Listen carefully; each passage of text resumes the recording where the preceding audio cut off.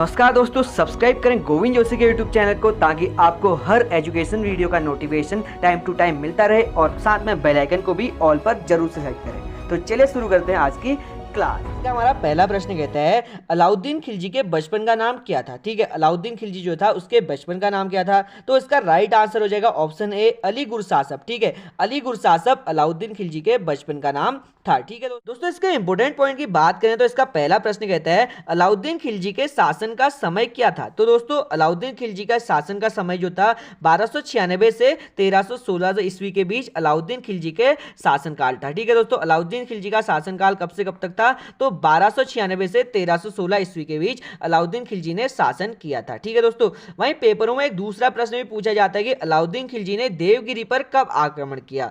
तो इसका right answer है 1296 में जब वो शासक बना तब उसने देवगिरी पर आक्रमण किया था। ठीक है दोस्तों, 1296 ईस्वी में। ठीक है, यह कहता है इसका इंपोर्टेंट पॉइंट। आशा करता हूं कि आपको यह प्रश्न अच्छे समझ आएगा। अगर अच्छे समझ आएगा तो प्यारा सा कमेंट जरूर से करना और बताना कि आपको किस टॉपिक पे वीडियो चाहिए। उसी टॉपिक पे वीडियो बनाई जाएगी, क्योंकि आप भी स्ट्रगल कर रहे हो, मैं भी स्ट्रगल कर रहा हूं, दोनों स्ट्रगल कर रहे हैं और अगर सक्सेस मिलती है तो बहुत बढ़िया है दोनों को। तो दोनों को साथ मिलकर चलना है। तो बताना किस टॉपिक पर आप वीडियो चाहते हो। ठीक है दोस्तों, अगला तो चलिए बढ़ते हैं अपने अगले प्रश्न पर और जानते हैं अपना दूसरा प्रश्न कहता है रजिया सुल्तान किसकी पुत्री थी। तो जो रजिया सुल्तान थी वो ऑप्शन बी, ठीक है, ऑप्शन बी इल्तुतमिश की पुत्री थी, जो कि कौन था, दिल्ली का शासक था। ठीक है दोस्तों, इल्तुतमिश कौन था, तो यह दिल्ली का शासक था जिसने तराइन के तृतीय युद्ध के बाद दिल्ली पर शासनकाल किया था। ठीक है दोस्तों, अपना शासक बना था। ठीक, बात करें इसके अलावा इसके इंपोर्टेंट टॉपिक जो पेपरों में पूछे जाते हैं तो दिल्ली सल्तनत की एकमात्र महिला शासिका कौन थी। तो इसका राइट आंसर हो जाएगा रजिया सुल्तान। रजिया सुल्तान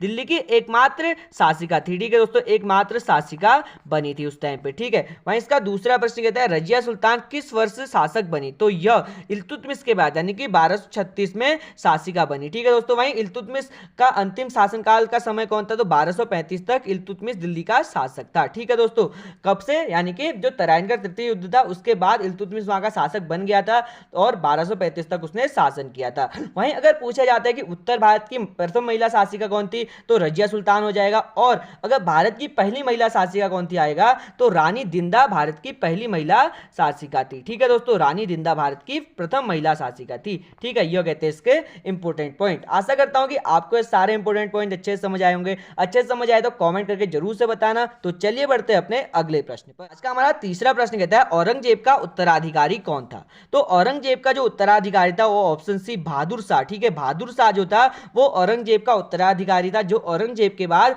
गद्दी पर बैठा था। ठीक है दोस्तों, औरंगजेब के बाद जो गद्दी पर बैठा था वो था बहादुर शाह। ठीक है दोस्तों, इंपोर्टेंट पॉइंट जो पेपरों में पूछे जाते हैं तो भारत का अंतिम मुगल सम्राट बहादुर शाह जफर यानी कि बहादुर शाह द्वितीय था, जिसने 1837 से 1857 तक भारत में शासन किया था। उसके बाद यह अंग्रेजों के साथ हार गया था, जिसके बाद जो मुगल साम्राज्य था वो खत्म हो गया था। ठीक है दोस्तों, वहीं अगर बात करें कि मुगल साम्राज्य का सबसे खतरनाक शासक कौन था, तो यह औरंगजेब था, जो कि खासतौर पर हिंदुओं के लिए सबसे खतरनाक था, क्योंकि इसने हिंदुओं पर अनेक प्रकार के कर लगाए थे जिसके तरह हिंदू दबे थे। यानी कि हिंदू को प्रताड़ित करने वाला सबसे बुरा शासक कौन था, तो यह औरंगजेब माना जाता है। यानी कि सबसे क्रूर शासक कौन था मुगल वंश का, तो यह था औरंगजेब। ठीक है दोस्तों, आज का हमारा जो चौथा प्रश्न है वो कहता है भारत में प्रथम आक्रमण किसने किया। तो इसका राइट आंसर हो जाएगा ऑप्शन बी अरब मुस्लिमों द्वारा भारत में पहली बार आक्रमण किया गया था। ठीक है दोस्तों, अगर जाने कि भारत के पहले आक्रमण के बारे में, तो पहला आक्रमण मोहम्मद बिन कासिम द्वारा किया गया था। ठीक है दोस्तों, वहीं मोहम्मद बिन कासिम हाकिम अल रजा का भतीजा और दामाद था। ठीक है, वहीं इसने 712 ईस्वी में सिंध पर आक्रमण कर भारी तबाही और लाशों का ढेर लगा दिया था। ठीक है दोस्तों, इस युद्ध में अरब ने सिंध पर जीत हासिल की थी और इस तरह पहली बार इस्लाम भारत में आए थे। यानी कि भारत में पहली बार इस्लाम कब आए, तो यह पहले आक्रमण यानी कि जो अरब के मुस्लिमों ने आक्रमण किया था, इसके बाद इस्लाम भारत में आए थे। ठीक है दोस्तों, वहीं अरब का आक्रमण किसने किया था, तो मोहम्मद बिन कासिम ने किया था। ठीक है दोस्तों, वहीं कब किया, तो 712 ईस्वी में इसने आक्रमण किया। कहां पे किया, तो सिंध में इसने आक्रमण किया। ठीक है, वहीं इसके बाद अगर पूछा जाता है कि भारत में इस्लाम धर्म कब आया, तो यह कौन लाया, तो यह मोहम्मद बिन कासिम लाया। यानी कि जब उसने पहला मुस्लिम युद्ध हुआ था भारत में, तब से भारत में इस्लाम आए थे, ये कहता है इसका इंपोर्टेंट पॉइंट। ठीक है दोस्तों, तो चलिए बढ़ते हैं अपने अगले प्रश्न पर और जानते हैं अपना अगला प्रश्न क्या कहता है। अगला यानी कि पांचवा प्रश्न कहता है यात्री इब्न बतूता किसके शासनकाल में भारत आया था।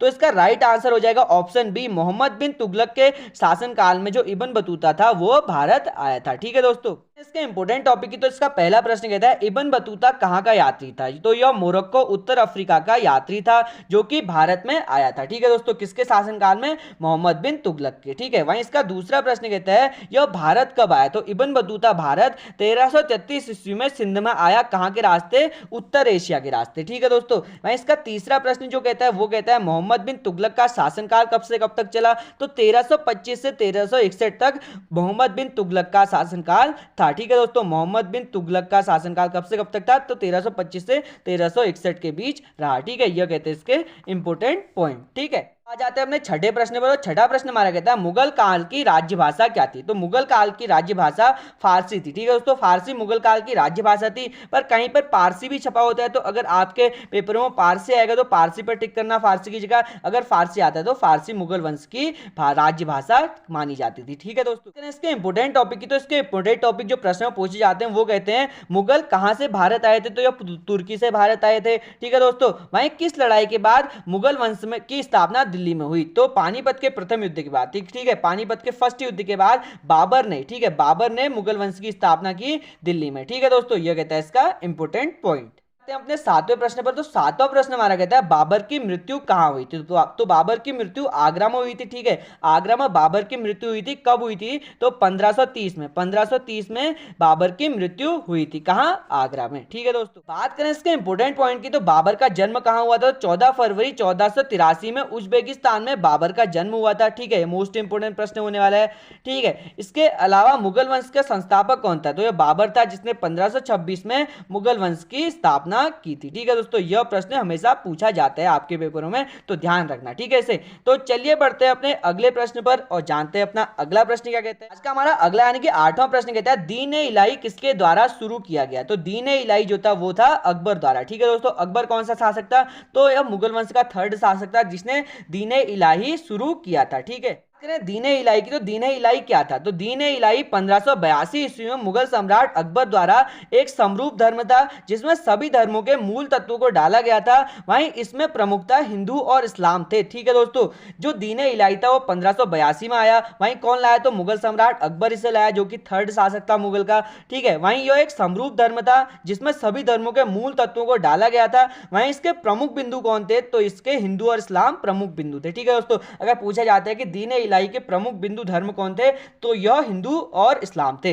वहीं इसमें सभी धर्मों के समरूप धर्मों को, सभी धर्मों के मूल तत्वों को डालकर समरूप धर्म बनाया गया था। ठीक है, वहीं इसकी स्थापना हुई तो 1582 में हुई। वहीं किसने की, तो मुगल सम्राट अकबर द्वारा की गई थी। ठीक है, यह कहते हैं इसके इंपोर्टेंट पॉइंट। अब आ जाते हैं अपने नवे प्रश्न पर। तो नवा प्रश्न हमारा कहता है भारत सरकार द्वारा किस नदी को राष्ट्रीय नदी घोषित करने की मांग की गई थी। तो भारत सरकार द्वारा गंगा नदी को, ठीक है, गंगा नदी को राष्ट्रीय नदी घोषित करने की मांग की गई थी। ठीक है दोस्तों, अगर बात करें इसके इंपोर्टेंट टॉपिक की तो गंगा नदी को राष्ट्रीय नदी कब घोषित किया गया। तो 4 नवंबर 2008 को पीएम मनमोहन सिंह, तब के प्रधानमंत्री मनमोहन सिंह द्वारा इसे राष्ट्रीय नदी घोषित किया गया था। ठीक है, वहां इसका उद्गम कहां से हुआ, तो इसका उद्गम गंगोत्री से होता है जो कि हम सभी जानते हैं। ठीक है दोस्तों, ये हो गए इसके इंपोर्टेंट पॉइंट। आज का हमारा आखिरी प्रश्न जानते हैं। तो हमारा आखिरी प्रश्न कहता है विलियम एडम्स द्वारा ब्रिटिश इंडियन सोसाइटी 1839 की स्थापना कहां की गई। तो इसका राइट आंसर है लंदन में। ठीक है दोस्तों, ब्रिटिश इंडियन सोसाइटी की स्थापना कहां हुई थी, तो यह हुई थी लंदन में। ठीक है, इंपोर्टेंट टॉपिक की तो इसका पहला प्रश्न कहता है ब्रिटिश इंडियन सोसाइटी 1839 किसने शुरू किया। तो विलियम एडम ने इसे शुरू किया जो कि राजा राम मोहन राय के परम मित्र थे। ठीक है, वहीं इसका दूसरा प्रश्न कहता है इसके दौरान कौन सा अखबार शुरू किया गया, जो कि मोस्ट इंपोर्टेंट रहने वाला है। ठीक है, जो ब्रिटिश इंडियन सोसाइटी थी उसके दौरान कौन सा अखबार प्रकाशित हुआ, तो यह ब्रिटिश इंडियन एडवोकेट शुरू हुआ था। ठीक है, यह कहता है इसका इंपोर्टेंट। दोस्तों, आज के हमारे सारे प्रश्न और इंपोर्टेंट टॉपिक यहाँ पर कवर होते हैं। तो आशा करता हूँ कि आपको सभी प्रश्न और इंपोर्टेंट टॉपिक अच्छे समझ आएंगे। अच्छे समझ आए तो लाइक शेयर सब्सक्राइब जरूर से करना। मिलता हूं आपसे अगली वीडियो में, तब तक प्यार बनाए रखें, खुश रहें, खुशियां बांटते रहें। बहुत बहुत धन्यवाद।